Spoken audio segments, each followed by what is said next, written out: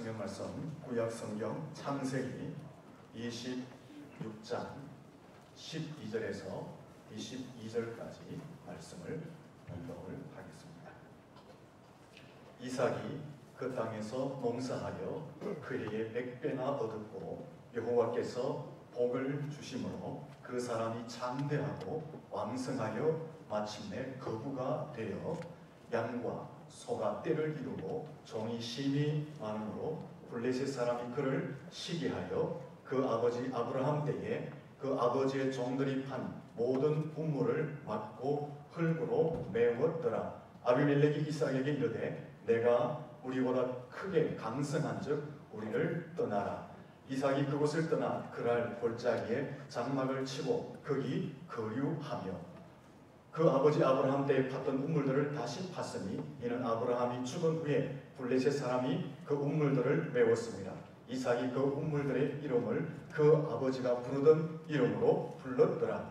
이삭의 종들이 골짜기를 파서 샘 권한을 얻었더니 그날 목자들이 이삭의 목자와 다투어 이르되 이 물은 우리의 것이라 하매 이삭이 그 다툼으로 말미암아 그 우물 이름을 에색이라 하였으며 또 다른 우물을 팠더니 그들이 또 다툼으로 그 이름을 심나라 하였으며 이삭이 거기서 옮겨 다른 우물을 팠더니 그들이 다투지 아니하였으므로 그 이름을 르호봇이라 하여 이르되 이제는 여호와께서 우리를 위하여 넓게 하셨으니 이 땅에서 우리가 번성하리로다 하였더라.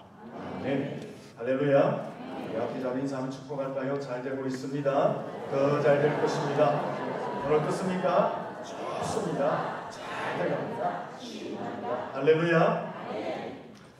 요즘 사회는 고객을 향해서 만족을 주는 시대를 넘어서 감동케 하는 고객 감동의 시대로 들어갔고 지금 우리가 사는 시대는 고객 감동을 넘어서 고객 무한 감동의 시대로 들어가고 있습니다. 왜 사회에서는 고객들을 향해서 무한 감동의 서비스를 하는 것일까요? 그 이유는 간단합니다.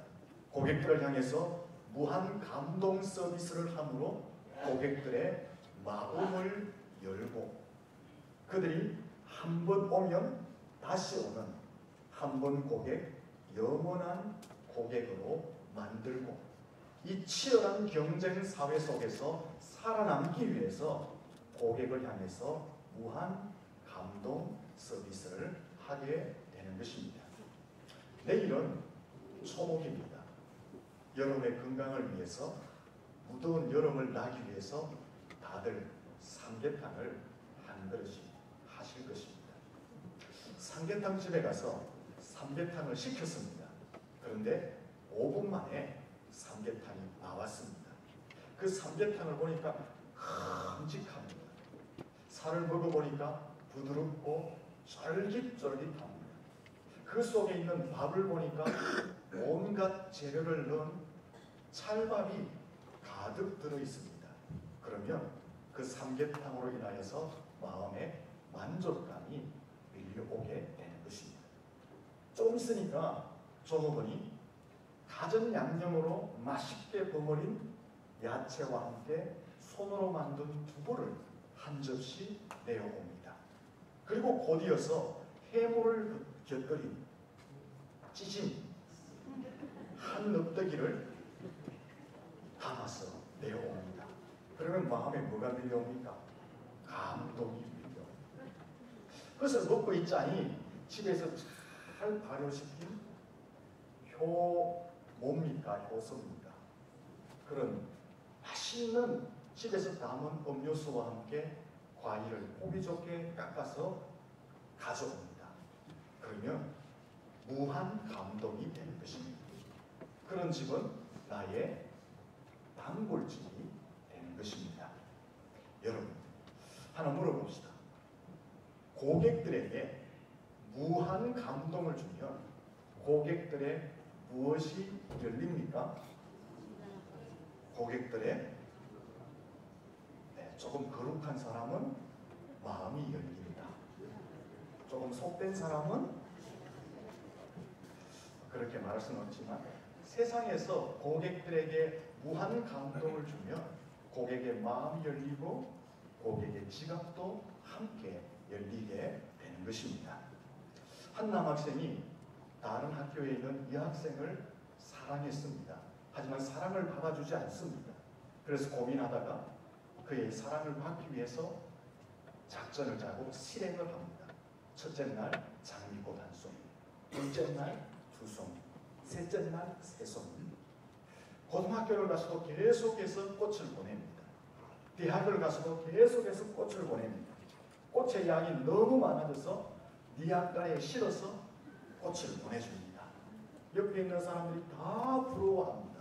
무한 감동이 밀려옵니다. 그래서 그 여학생이 남학생의 사랑을 받아주게 됩니다. 한번 물어볼까요? 사람들에게 무한 감동을 주면 무엇이 열립니까? 마음이 열리죠. 마음이 열리면 사람들에게 변화가 일어나게 되는 것입니다. 한 번 더 물어봅시다.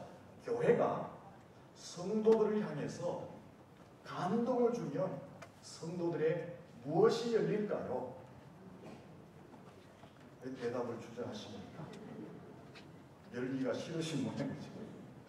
교회가 성도들에게 감동을 주면 성도들의 마음의 문이 열리고 은혜의 문이 열리고 축복의 문이 열리고 부흥의 문이 열릴 줄로 믿습니다.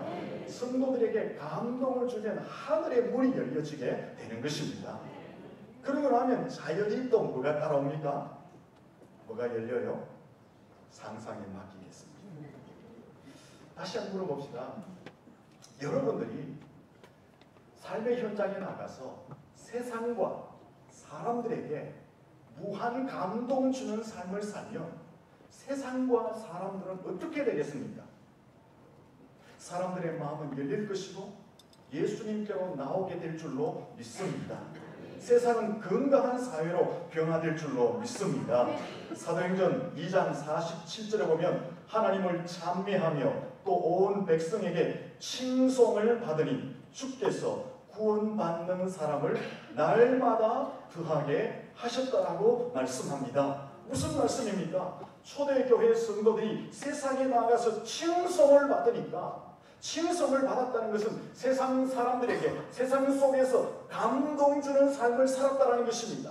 그러니까 세상의 사람들의 마음이 열리고 그들이 교회로 나와서 날마다 구원받는 자의 수가 더하여졌다. 교회가 부흥하여졌다라고 말씀하고 있는 것입니다. 그러므로 우리가 사는 시대에 우리가 세상에 나가서 세상과 세상 사람들에게 감동 주는 삶을 살면 세상의 사람들의 마음이 열려지고 그 사람들이 주께로 돌아오게 될 줄로 믿습니다. 우리가 세상 속에서 세상 가운데 감동을 주는 삶을 살면 지금보다 훨씬 더 아름답고 건강한 세상으로 바뀌어지게 되는 것입니다. 예수 믿는 사람들이 세상에 나가서 감동을 주면 세상은 변화되고 사람들은 예수님께로 나오게 되는 것입니다. 여러분, 세상을 변화시키는 것, 사람들의 마음을 바꾸는 것, 그 변화의 능력은 어디 있느냐? 바로 성도들이 먼저 감동적인 삶을 살 때에 그 변화의 능력이 나타나게 될 줄로 믿습니다. 그런데 이 감동을 주는 것도 중요하지만 우리가 먼저 작은 것에도 감동받는 성도들이 되어야 합니다. 요즘 사람들을 보면 쉽게 감동을 받지 않습니다. 현대인들을 보면 웬만한 일에도 바위처럼 그 마음이 꿈쩍도 하지 않고 움직이지 않습니다.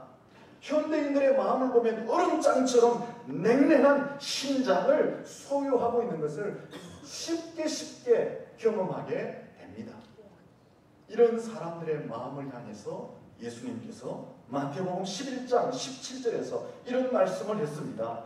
피리를 불어도 춤을 추지 않고 애곡하여도 가슴을 치지 않는다라고 말씀했습니다. 아무리 좋은 일을 해도 춤을 추지 않는다는 거예요. 감동하지 않는다는 거예요. 그에 대해서 표현을 하지 않는다라고 예수님께서 말씀하셨습니다. 그런데 이 정도쯤은 좀 괜찮은 것 같습니다. 왜냐하면 좋은 일이 있을 때에 감동 안 하는 것 정도는 괜찮은데 감동을 안 할 뿐 아니라 오히려 그 좋은 일을 축소시키고 은폐시키고 때로는 흠과 티를 잡고 깎아내리는 일들이 이 현대사회 속에 너무 많이 있기 때문에 그렇습니다.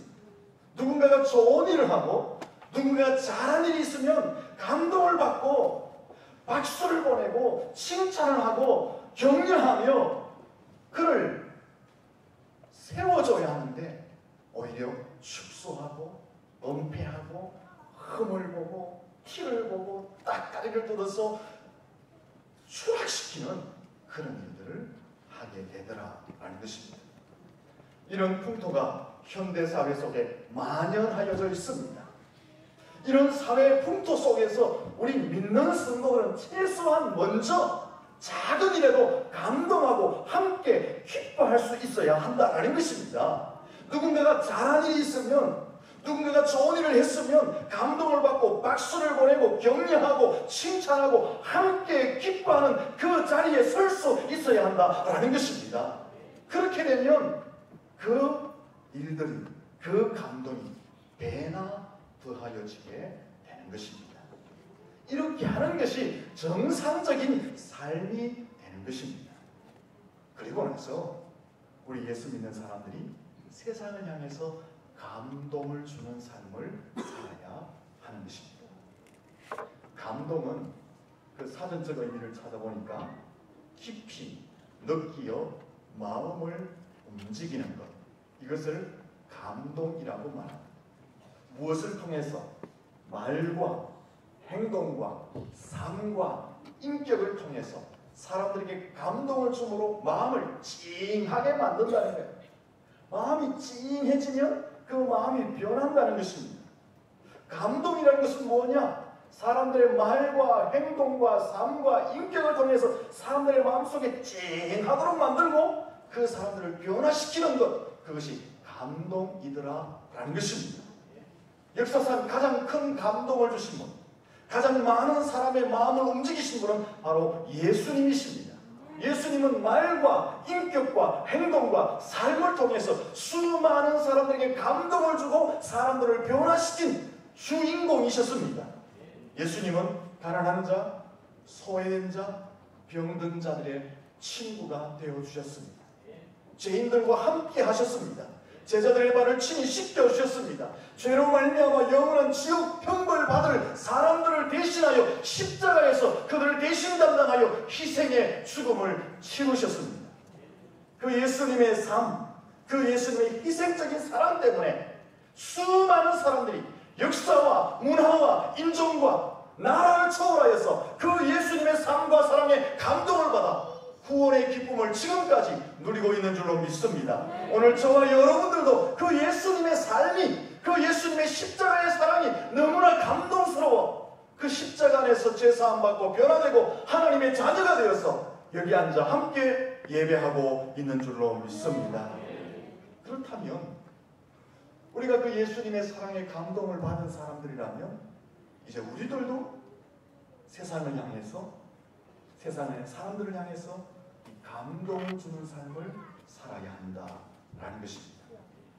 여러분, 마음에 찡하도록 감동을 줘야지 사람들에게 변화가 일어납니다. 우리 옆 사람에게 한번 인사합시다. 마음이 찡하도록 감동 주는 삶을 삽시다.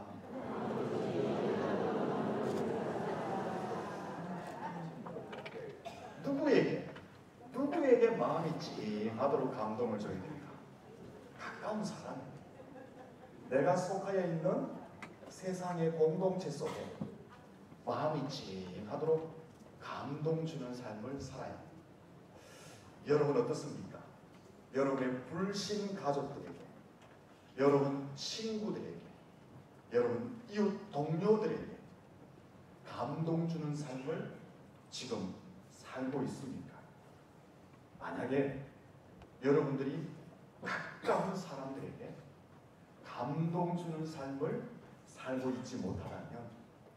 신앙생활을 잘 못하고 있는 것입니다. 하나님을 잘 못 믿고 있는 것입니다. 다시 물어봅시다. 우리 교회 속에 함께 신앙생활을 하고 있는데 여러분들의 신앙생활이, 여러분이 교회를 섬기는 그 섬김이 다른 성도들에게 감동을 주고 있습니까? 다른 사람들이 여러분의 삶과 신앙생활을 보면서 감동을 느끼고 있습니까? 만약에 다른 성도들이 나의 신앙생활에 감동을 받고 있지 못하다면 나 지금 교회 생활 잘못하는 거예요. 지금 신앙생활 잘못하고 있는 거예요. 하나님 잘 못 믿고 있는 것입니다. 성도들이 십자가를 통과한 이후에 바른 신앙의 삶을 살면 당연하게 세상과 사람들은 그 삶을 통해서 감동을 받게 되어 있고, 교회 안에서도 십자가를 통과하고 바른 신앙의 삶을 가지고 교회를 섬기면 성도들이 그 삶에서 당연하게 감동을 받도록 되어져 있는 것입니다. 사랑하는 성도 여러분, 여러분의 삶을 통해서 세상과 사람들과 교회 속에 감동을 줄 수 있기를 예수님 이름으로 축원합니다. 여러분들이 감동을 준다면요, 지금보다 훨씬 더 많은 사람의 마음을 열고 주께로 인도할 수 있고 건강한 사회를 만들어갈 수 있고 더 부흥하는 교회를 만들어갈 수 있게 되는 것입니다.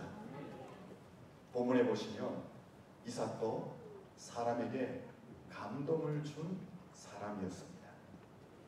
본문에 이삭이 거주하고 있는 땅은 그랄 땅입니다. 그 땅에는 아비멜렉이라는 왕이 있었습니다. 이 아비멜렉 왕은 이삭을 아무 이유 없이 괴롭혔습니다. 사사건건 시비를 걸고 힘들게 했습니다. 이삭은 다른 지방에서 이사 왔기 때문에 속수무책으로 아비멜렉 왕이 괴롭히면 그 괴롭힘을 당할 수밖에 없었습니다. 일방적으로 괴롭힘을 당하였습니다. 그런데 어느 날 이 아비멜렉 왕이 이삭에게 찾아와서 우리 평화조약을 맺자, 우리 잘 지내자, 이제 앞으로 싸우지 말자, 먼저 손을 내민 것입니다. 왜 갑자기 이 아비멜렉이라는 사람의 마음이 변했을까요? 왜 이 아비멜렉이라는 사람의 변화가 일어났을까라는 것입니다. 그토록 이삭을 괴롭혔던 사람이 왜 갑자기 먼저 찾아와서 우리 앞으로 잘 지내자, 우리 평화 계약을 맺자라고 말하느냐라는 것입니다. 이 아비멜렉이 갑자기 힘이 없어졌기 때문에 그럴까요? 갑자기 이 아비멜렉 속에 평화주의자라는 그런 마음이 생겨서 먼저 찾아와서 손을 내밀었을까요? 그렇지 않습니다. 그러면은 왜 이 아비멜렉이 이삭에게 찾아와서 먼저 손을 내밀고 평화하자 라는 말을 하는 변화가 일어났을까? 그 이유는 아비멜렉이 이삭에게 감동을 받았기 때문에 그렇습니다. 아비멜렉은 이삭의 무엇을 통해서 감동을 받았을까요? 이삭의 성품에 감동을 받게 됩니다. 20절의 말씀 이하에 보시면 이삭이 우물을 팝니다. 그러면 그날 사람들이 와서 우물을 빼앗아 버립니다. 우물이 빼앗겼지만 이삭은 대항하지 않고 다른 곳에 가서 우물을 팝니다. 근데 또 와서 시비를 걸고 다툼으로 그 우물을 버려두고 다투지 않고 다른 곳에 가서 우물을 판 것입니다. 여러분, 이 우물이라는 것은요, 생명과도 같은 것이었습니다. 뭐 우리나라는 우물의 가치가 이처럼 소중하진 않지만 그래도 우리나라도 지금 물이 얼마나 소중합니까? 이 지역에서는 우물은 생명과도 같은 것이었습니다. 그러므로 우물 자체는 너무나 귀중했습니다. 또한 우물은 재산으로서 엄청난 가치가 있는 것이었습니다. 요즘으로 말하면 도시의 좋은 아파트 한 채의 가치 정도, 굉장히 가치가 있는 것이었습니다. 그런데 이 이삭이 우물을 파내와서 빼앗고 우물을 파내와서 빼앗는 것입니다. 정말 이삭을 화나게 만들었고 참을 수 없게 만들었고 그냥 넘어갈 수는 없는 그런 상황들을 만들었습니다. 그런 그럼에도 불구하고 이삭은 화내지 않습니다. 대항하지 않습니다. 다른 곳에 가서 우물을 팠습니다. 아무리 빼앗고 아무리 공격하고 아무리 심술을 부리고 아무리 못살게 굴어도 이삭은 대항하지 않고 욕하지 않고 복수하지 않습니다. 오히려 양보하고 기쁜 마음으로 자기의 것을 다 내어주었던 것입니다. 바로 이 이삭의 성품, 바로 이 이삭의 삶에 아비멜렉 왕이 감동을 받게 된 것입니다. 아무리 공격하고 아무리 핍박하고 아무리 못살게 굴어도 전혀 대항하지 않고 오히려 자기의 것을 내어주는 그 이삭의 성품과 삶에 아비멜렉 왕의 마음이 녹아버린 것입니다. 그래서 먼저 찾아와서 우리 잘 지내자, 화평하자 라고 말하게 된 것입니다. 이삭의 성품과 삶이 아비멜렉 왕의 근심을 변화시켜 놓았던 것입니다. 성도들도 세상과 사람들에게 감동을 주는 삶을 살아야 합니다. 감동을 줄 때 세상과 사람들의 마음이 녹아지게 되는 것입니다. 감동을 줄 때 변화가 일어나게 되는 것입니다. 감동을 줄 때 세상과 사람들이 교회 앞으로 나오게 되는 것입니다. 그러면 어떻게 해야지 세상의 사람들이 감동을 받느냐 하는 것입니다. 어떻게 하면 우리가 세상 가운데 감동을 주는 삶을 살 수 있느냐? 우리가 들고 있는 전통, 우리가 들고 있는 율법, 우리가 가지고 있는 힘, 권력, 사회적 지위, 우리가 가지고 있는 물질, 이런 것으로는 감동을 줄 수가 없습니다. 이런 것을 가지고는 사람들을 제압하고 억압할 수는 있지만 진정한 감동과 변화를 일으킬 수가 없습니다. 오히려 이런 것을 가지고 사람들에게 감동을 주려고 하면 할수록 사람들은 반감을 가지고 거칠어지게 되는 것입니다. 그럼 무엇으로 세상을 감동하고 사람들에게 감동을 줄 수 있느냐? 성도들의 변화된 성품과 삶을 통해서 감동을 줄 수가 있게 되는 것입니다. 우리가 예수 안에서 변화된 성품과 삶을 가지고 온전히 살아갈 때에 세상은 더 건강해지고 사람들은 마음의 변화를 받아 하나님께로 나오게 되는 것입니다. 여러분, 예수님께서 사람들을 변화시키고 세상을 정복하셨습니다. 예수님이 사람을 변화시키고 세상을 정복한 것은 예수님의 힘이 아닙니다. 예수님의 권세가 아닙니다. 예수님의 삶과 예수님의 사랑이 세상을 정복하고 사람들의 마음을 변화시켜 놓은 것입니다. 세상을 어떻게 하면 바꿀 수 있느냐? 사람들의 마음을 어떻게 하면 변화시킬 수 있느냐? 바로 예수 안에서 변화된 우리의 성품, 그 성품에서 나오는 바른 삶이 세상을 변화시키고 사람들의 마음을 바꾸게 될 줄로 믿습니다. 다시 한번 인사할까요? 우리의 성품을 바꿔야 합니다. 로마가 세계 최고의 대제국을 이루었습니다. 대제국을 이루었을 때에 로마 상류층에 있는 사람들의 신부감, 자녀들의 신부감 우선순위가 어떤 여성이었느냐? 요즘은 남성들이 어떤 여성을 선호합니까? 첫째도 예쁘나, 둘째도 예쁘나, 셋째도 예쁘나. 그 당시 상류층 사회 속에서 신부감 1순위는 예쁜 여성, 키가 큰 여성, 눈이 큰 여성, 가문이 좋은 여성, 많이 배운 여성이 아니었습니다. 그럼 어떤 여성들이 신부감 1순위였느냐? 바로 예수를 믿는 처녀들이었습니다. 그 당시 로마는 성적으로 너무나 타락했습니다. 그래서 자기의 아들을 결혼시키려고 보니까 믿을 만한 여성들이 없었습니다. 자기들도 타락했는데 신부감을 고를 때는 그래도 좋은 여성을 구하고 싶었습니다. 찾다 보니까 예수 믿는 처녀들이 있는데 세상 사람들과는 구별되어 있는 것입니다. 더 정직하고 더 순결하고 더 믿을만하고 더 참신한 것입니다. 그래서 그 여성들을 자기의 며느리로 혹은 신부로 맞이하게 됩니다. 근데 그 여성들이 로마가 기독교 국가로 공인하는데 큰 역할을 합니다. 그 여성들이 귀족집에 시집을 가서 자녀를 놓으면 자녀를 신앙으로 잘 키운 것입니다. 그 자녀들이 로마 사회 중심에 들어가면서 그 중심에 있는 기독교인들이 로마를 기독교로 바꾸는데 큰 역할을 하게 되었다는 것입니다. 로마가 기독교 국가로 바뀌어진 것은 칼이나 총에 의해서, 힘에 의해서, 권력에 의해서 변화된 것이 아니라 예수 그리스도 안에서 변화된 여성들의 성품, 그 여성들의 삶이 세상에 감동을 주었기 때문에 로마가 변화된 줄로 믿습니다.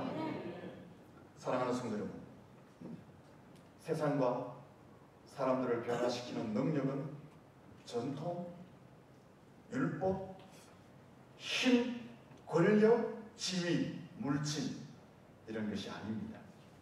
성령 안에서, 십자가 안에서 변화된 성도들의 성품인 줄로 믿습니다. 그 성품 안에서 나오는 삶의 변화가 세상 속에 감동을 주고 변화를 일으키게 될 줄로 믿습니다. 교회가요, 덩치가 커지는 것, 교회가 많은 성도들을 갖는 것, 교회가 많은 예산이 불어나는 것, 교회가 많은 프로그램들을 하는 것 참 귀합니다. 중요합니다. 그러나 그보다 더 중요한 것은 교회 속에 있는 성도 한 사람 한 사람이 십자가 안에서 변화되는 성품, 그 성품에서 나오는 삶의 변화, 그것이 훨씬 더 중요한 것입니다. 성도들이 예수님 안에서 변화된 성품과 그 삶을 살아갈 때에 세상을 감동시킬 수 있고 사람들을 감동시킬 수 있고 변화를 시킬 수 있기 때문에 그렇다라는 것입니다. 그런데 교회가 좋은 시설을 가지고 있지만 그 속에 있는 성도들이 성품이 변하지 않고 삶이 변하지 않으면 세상은 교회와 성도들을 통해서 감동을 받지 않습니다. 그러면 변화되지 않습니다. 그렇다면 교회와 성도들의 존재 목적을 잃어버리게 되는 것입니다. 교회가 여러분, 성도들이 여러분, 세상을 향해서 감동을 주고 변화시키는 그 기능을 상실해 버린다면 존재할 이유가 어디 있겠습니까? 존재할 이유가 없는 것입니다. 지금 우리 한국교회의 모습이 그러합니다. 한국교회의 성도들의 모습이 그러합니다. 이 땅 가운데 얼마나 많은 교회가 세워져 있습니다. 이 땅 가운데 예수 믿는 사람들이 얼마나 많이 있습니까? 그러나 세상은 교회와 그 수많은 성도들을 통해서 지금 전혀 감동을 받지 않습니다. 감동을 받기는커녕 교회와 성도들 향해서 비난하고 욕설을 퍼붓고 있습니다. 지금 세상 사람들에게 물어보십시오. 더 이상 교회를 통해서 어떤 내일에 대한 희망, 기대를 갖지 않는다라고 말하고 있습니다. 왜 이렇게 되었습니까? 교회가 교회답지 못하고 성도가 성도답지 못하기 때문에 그렇습니다. 성도들이 더 인색합니다. 더 째째합니다. 성도들이 더 소통을 하지 않습니다. 더 오염되어져 있습니다. 더 썩는 냄새가 납니다. 성도들을 보면 얼마나 거룩한 척, 신령한 척, 잘 믿는 척, 잘 섬기는 척 그렇게 하고 있습니까? 그럼에도 불구하고 실제로 성품과 말과 삶과 행동을 보면 더 많이 오염되어 있거든요. 더 저질스럽거든요. 더 온갖 저급하고 썩는 냄새가 나고 있거든요. 그러니까 더 이상 세상은 교회와 성도를 향해서 희망을 갖지 않습니다. 아니, 희망을 놓아버린 지가 벌써 오래되어져 버렸습니다. 이러한 때에 다시 교회는 교회다워져야 합니다. 성도는 성도다워져야 할 줄로 믿습니다. 여러분, 우리 모두는 예수님 십자가에 우리의 정욕과 욕심을 못 박은 거룩한 구별된 성도들인 줄로 믿습니다. 갈라디아서 5장 24절에 보면 예수의 사람들은 육체와 함께 정과 욕심을 십자가에 못 박았다라고 말씀하고 있습니다. 우리 예수 믿는 사람들은 그 십자가 앞에 우리의 정과 욕심을 다 못 박아버렸다고 합니다. 좀 우리 식으로 표현하면 우리의 성깔, 우리의 모난 성품, 이거 다 십자가에 못 박은 사람들이 누구냐? 예수 믿는 성도들이라는 것입니다. 제발 부탁드립니다. 교회에서는 물론이고 세상에서 성깔 좀 죽이며 살 수 있기를 바랍니다. 옆 사람한테 좀 인사할까요? 성깔 죽이며 삽시다. 성깔을 죽이기 싫어요, 여러분.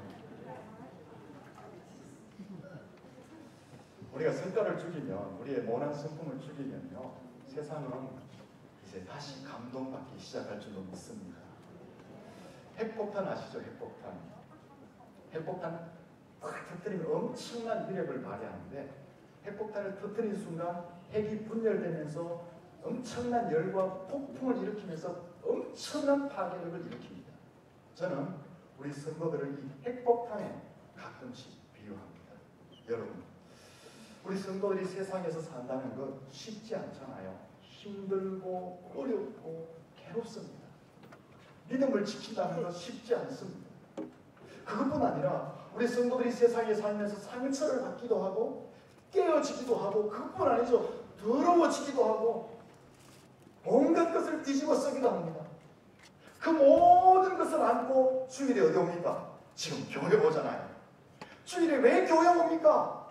그 모든 것을 안고 교회에 와서 내가 상처난 것은 하나님 앞에 말씀으로 위로받고 치유받고, 내가 더럽혀진 것은 보혈로 다시 씻음을 받고, 내가 힘을 잃어버린 것은 다시 하나님의 은혜로 힘과 능력을 공급받기 위해서 교회에 나오는 것입니다.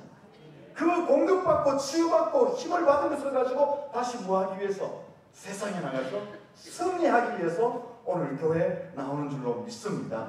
바로 이것은요, 핵폭탄이 핵이 분열되어서 엄청난 파괴력을 발휘하는 것과 마찬가지라는 것입니다. 성도들이 세상에 살다가 교회에 와서 하나님의 은혜로 능력과 힘과 취향을 공급받아가지고 세상에 나가서 뭐 해야 된다는 거예요? 흩어져서 자기의 삶의 현장에서 성품의 변화와 바른 삶을 살아야 된다는 것입니다. 핵이 분열해서 팍 터지듯이 오늘 교회 모인 성도들이 세상으로 흩어져서 자기의 삶의 그 자리에서 변화된 성품과 삶의 모습을 드러내며 그곳에서 엄청난 위력을 발휘하게 될 줄로 믿습니다. 우리 혼자가 아니잖아요. 우리 수백 명 되는 교인들이 주일의 교회에서 하나님의 은혜를 드리고 능력을 공급받아서 내 변화된 성품을 가지고 세상에 내가 삶의 현장에서 변화된 삶을 산다면 세상이 어떻게 감동을 받지 않겠습니까? 사람들이 어떻게 변화되지 않겠습니까? 지금까지 우리 교회 안에서만 우리끼리 만세하고 세상에 나가서 더 저급하게 사니까 지금 이 모양을 하고 있는 거예요. 사랑하는 성도들, 다시 한번 우리를 십자가 아래 못 박을 수 있기를 예수님 이름으로 축원합니다. 무엇을 못 박아요? 나의 정욕과 욕심, 내 성깔, 내 모난 성품을 십자가 아래 못 박으시고 성령 안에서 변화되시기를 예수님 이름으로 축원합니다. 그렇게 변화된 성품을 가지고 세상에 나가서 바른 삶을 살아서 세상에 감동을 주고 사람들을 변화시키는 능력 있는 그리스도인들로 살아갈 수 있기를 예수님 이름으로 축원합니다.